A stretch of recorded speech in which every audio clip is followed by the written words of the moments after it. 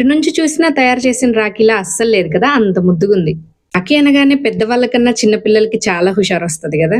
ఇది నిండుగా అందంగా ముద్దుగా ఉండాలని చూస్తారు వాళ్ళు. ఇంట్లో పిల్లలకి మీ చేతులతో తయారు చేసిన రాఖీ ఇవ్వండి, చాలా హ్యాపీగా ఫీల్ అవుతారు. మీకోసం ట్రాన్స్పరెంట్ షీట్ కానీ లేకపోతే కార్డ్బోర్డ్ అయినా పర్లేదు, రౌండ్ గా షేప్ లో కట్ చేసుకొని. ఇయర్ బడ్స్ గుర్తున్నాయా, బాగా రాలేదని లాస్ట్ వీడియోస్ లో పీకేసా. దీనికి రీయూజ్ చేసా అన్నమాట. మిగిలిన వాటికి కూడా ఎల్లో కలర్ వేసి పైన ఒక లేయర్ కింద ఒక లేయర్ లాగా పెట్టా అనమాట.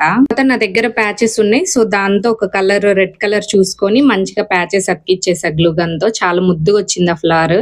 తర్వాత ఉలెన్ థ్రెడ్ తీసుకొని 3 పేటలు వేసుకొని, ఉలెన్ థ్రెడ్ కి సన్న పూసలు దిగవు కదా, అందుకని లాస్ట్ లో కొంచెం గమ్ పూసి మెలిసి వదిలేస్తే అది ఆరిపోయినాక కొంచెం షార్ప్ గా ఉంటుంది. సో పూసలు ఈజీగా దింపొచ్చు. ఇట్లా ఒక్కొక్క థ్రెడ్ కి 3 పూసలు కొంచెం వెడంగా కనిపించేలాగా పెట్టుకున్నాను అనమాట.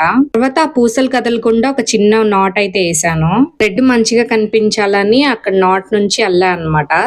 లాస్ట్ కి కొంచెం పైన ముడి వేసి ఆ గమ్వి కట్ చేసేసి కోమ్ చేసా అనమాట. ఇట్లా వచ్చింది. సింపుల్ గా మన రాఖీ అయితే రెడీ అయిపోయింది. మా హన్నుబాబుకి కట్టా, చూసారు ఎంత ముద్దుగుందో చేతికి. వీడియో నచ్చితే లైక్ చేసి కామెంట్ చేయండి.